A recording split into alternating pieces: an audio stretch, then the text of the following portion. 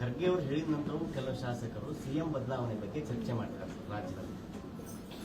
ಅಲ್ಲ, ಅದ್ರ ಜೊತೆಗೆ ನನಗೂ ಮೊನ್ನೆ ಡೆಲ್ಲಿಗೆ ಹೋಗಿದ್ದೆ, ಮೋದಿ ಅವ್ರ ಬದಲಾವಣೆ ಆಗ್ಬೇಕಂಬುದು ಕೂಡ ಚರ್ಚೆ ಇದೆ ಬಿಜೆಪಿ ಒಳಗಡೆ. ಬಟ್ ಯಾರು ಮಾತಾಡ್ತಿಲ್ಲ. ಅಲ್ಲ, ಅದಕ್ಕೆ ನಾನು ಹೇಳಿದೆ ರೀ, ಅದನ್ನು ಮಾಹಿತಿ ಕೊಟ್ಟೆ. ಒಳಗೆ ಇತ್ತೀಚೆಗೆ ಗಡ್ಕರಿ ಆಗ್ಬೇಕನ್ನೋದು, ಈ ಆರ್ಥಿಕ ಪರಿಸ್ಥಿತಿ ಕುಸ್ತೋಗಿದೆ, ವಿಶ್ವಗುರುವಿಂದ ಏನ್ ಆಗ್ತಾ ಇಲ್ಲ ಅಂತ ಬಿಜೆಪಿ ಒಳಗಿದೆ. ಮತ್ತೆ ಮಾತಾಡಕ್ ಧೈರ್ಯ ಇಲ್ಲ ಅವರಿಗೆ. ನನಗೆ ನಂಗೆ ಹಿಂಗೆ ಹೇಳ್ಬೇಕು, ಫ್ರೆಂಡ್ಸ್ ಹೇಳ್ಬೋದು ಹಂಗೆ. ಒಳಗಿದೆ, ಅವ್ರದಿಗೂ ಉಸಿರುಗಟ್ಟ ವಾತಾವರಣ ಇದೆ. ಮೋದಿ ವಿರುದ್ಧವಾಗಿ ಮಾತನಾಡಕ್ಕೆ ಅವ್ರಿಗೆ ಯಾರಿಗೆ ಸ್ವಾತಂತ್ರ್ಯ ಇಲ್ಲ. ಈಗ ಸುಬ್ರಹ್ಮಣ್ಯ ಸ್ವಾಮಿ ಮಾತಾಡ್ತಿದ್ದಾರೆ, ಸೋನಿಯಾ ಗಾಂಧಿ ವಿರುದ್ಧ, ರಾಹುಲ್ ಗಾಂಧಿ ವಿರುದ್ಧ ಮಾತಾಡಿದ್ರೆ ಎಲ್ಲರೂ ಬಾಟಮ್ಸ್ ತೋರಿಸಿದ್ರು, ಎಲ್ಲರೂ ಬಿಜೆಪಿ ಎಲ್ಲರೂ ಹಿಂಗೆ ಬೋರ್ಡ್ ತೋರಿಸಿದ್ರು. ಈಗ ಸುಬ್ರಹ್ಮಣ್ಯಂ ಸ್ವಾಮಿ ಮೋದಿ ವಿರುದ್ಧ ಮಾತನಾಡ್ತಾರೆ, ಅದರ ಬಗ್ಗೆ ಏನೀಗ? ಮತ್ತೆ ಅದೇ ತಾನೇ ಇರೋದು. ಅವ್ರದೇ ಒತ್ತಡ ಇದೆ ರೀ. Is not a correct man, is not a right man. ಅವನಿಂದ ಏನೂ ಆಗೋದಿಲ್ಲ, ಎಕನಾಮಿಕ್ಸ್ ಗುರ್ತಿಲ್ಲ, ಬಂಡಲ್.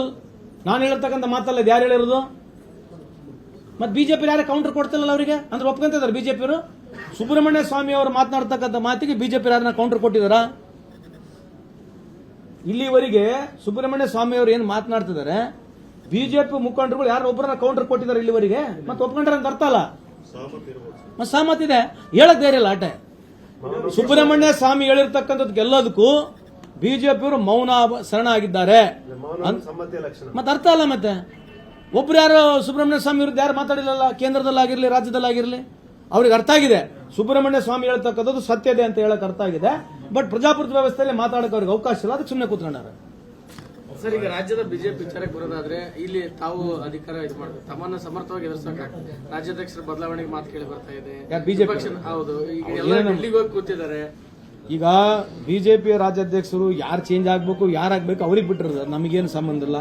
ಯಾರಾದ್ರೇನು ಅವ್ರಿಗೆ ಒಳ್ಳೇದಾಗತ್ತೆ, ನಮಗೆ ಅದರಿಂದ ಸಂಬಂಧ. ಕಾಂಗ್ರೆಸ್ ಮನೆನ 3 ಬಾಗಿಲಂತಿತ್ತು, ಈಗ ಅವ್ರದ 6 ಬಾಗಿಲಾಗಿತ್ತು. ಈಗ ನಾನು ಅದ್ರ ಬಗ್ಗೆ ಎದಕ್ಕೆ ಟೀಕೆ ಮಾಡಲಿ? ಅವ್ರು 10 ಆದ್ರೆ ಏನು, 2 ಆದ್ರೇನು, 1 ಆದ್ರೇನು, ನಮಗೇನು ಸಂಬಂಧ ಇಲ್ಲ. ಅವ್ರ ಡಿಫರೆನ್ಸಸ್ ಅವು ಇರೋದು. ನಾನು ಯೂಶಲಿ ಅವ್ರ ಪಾರ್ಟಿ ಡಿಫರೆನ್ಸ್ ಬಗ್ಗೆ ನನಗೆ ಮಾತಾಡಕ್ ಬರೋದಿಲ್ಲ. Left them, I will not comment. ತಮ್ಮ ಇಲಾಖೆ ಸಂಬಂಧಪಟ್ಟ ಈ ಕಾರ್ಮಿಕ ವಿವಿಧ ಉದ್ದೇಶ ಸಂಘ ಸ್ಥಾಪನೆ ಮಾಡಬೇಕಂತೇಳಿ ತಾವೇ ಸೆಷನ್ ಅಲ್ಲಿ ಇದು ಮಾಡಿದ್ರಿ. ಧಾರವಾಡ ಪ್ರಾಯೋಗಿಕವಾಗಿ ಆರಂಭ ಮಾಡ್ತಾ ಇದೀವಿ. ಸ್ವಲ್ಪ ವಿಳಂಬ ಆಯ್ತು. ಅದು ವಿಳಂಬ ಏನಂತಂದ್ರೆ, ಇವ್ರಿಗೆ ನಾವು ಮೋಟಿವೇಟ್ ಮಾಡಬೇಕು, ಅವ್ರು ಹೋಗಿ ರಿಜಿಸ್ಟರ್ ಆಗಬೇಕು, 500 ರೂಪಾಯಿ ಕೊಡಬೇಕು. ಇದೇನಾಗಿದೆ, ಮೋಟಿವೇಶನ್ ಲೆವೆಲ್ ಅಲ್ಲಿ when we get something, even people should also participate. So ಅದು ಸೊಸೈಟಿ ಮಾಡಿದ್ದೇವೆ, ಎಲ್ಲಾ 30 ಜಿಲ್ಲೆಗಳಲ್ಲಿ ಸೊಸೈಟಿ ಮಾಡಿ ಪ್ರಾಯೋಗಿಕವಾಗಿ ಧಾರವಾಡ, ಬಳ್ಳಾರಿ ಇಂಥ ಒಂದು 3 ಜಿಲ್ಲೆಗಳನ್ನ, ವಿಜಯನಗರನ ತಗೊಂಡು ಪ್ರಾಯೋಗಿಕ ಪ್ರಾರಂಭ ಮಾಡ್ತಾ ಇದ್ದೀವಿ. So most probably by March ಅಥವಾ ಏಪ್ರಿಲ್ ವರೆಗೆ ಒಂದ್ ಯಾವ್ದನ್ನ ಪ್ರಾಯೋಗಿಕ ಪ್ರಾರಂಭ ಆಗುತ್ತೆ ಅಂತ ನನ್ನ ನಂಬಿಕೆ ಇದೆ. ನಾನು ಬಂದ್ರೆ ಕರ್ಕೊಳ್ತೀವ್ರಿ. ನನ್ನ ಪ್ರಕಾರ ವೈಯಕ್ತಿಕವಾಗಿ ಕರ್ಕೊಳ್ತೀವಿ.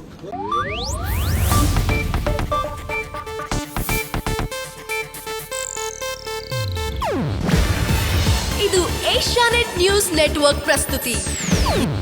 ನೀವು ನೋಡ್ತಿದ್ದೀರಾ ಏಷ್ಯಾನೆಟ್ ಸುವರ್ಣ ನ್ಯೂಸ್.